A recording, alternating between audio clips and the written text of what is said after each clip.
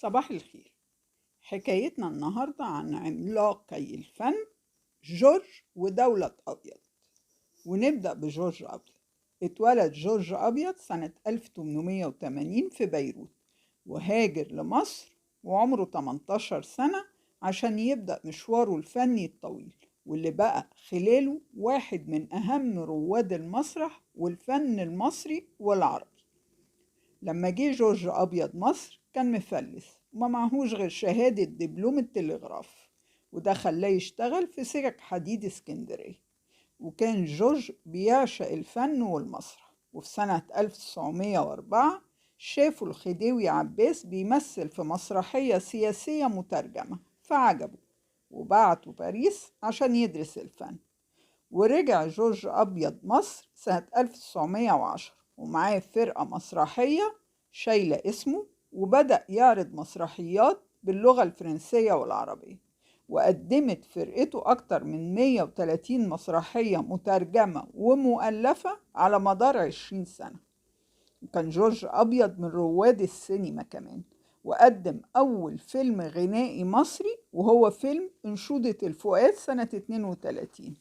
وفي سنة 43 انتخب ليكون أول نقيب لنقابة الممثلين في مصر.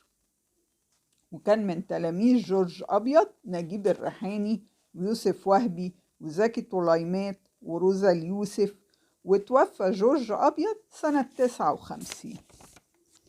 أما الفنانة دولة أبيض وهي مرات جورج أبيض اتولدت سنة 1896 في محافظة أسيوط لأب مصري وأم من أصول روسية. وكان والدها بيشتغل مترجم في وزارة الحربية في السودان، ودرست في مدرسة الراهبات في الخرطوم. واتجوزت دولة أبيض أول مرة في سن صغيرة، ومات جوزها قبل ما تكمل 20 سنة.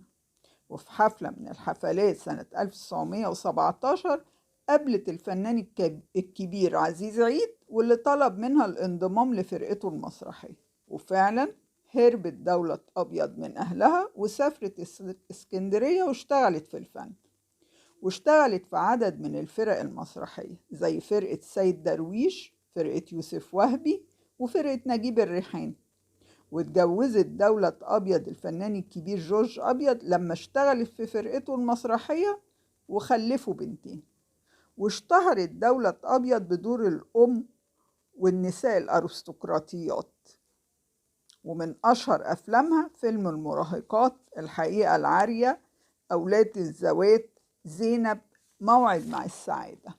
وفي سنة 53 أشهر جورج أبيض ودولة أبيض وبناتهم إسلامهم. وكان آخر أعمالها السينمائية فيلم إمبراطورية ميم سنة 72. واتفرغت دولة أبيض في سنينها الأخيرة لرعاية أحفادها، وتوفت سنة 78 وكان عندها 81 سنة.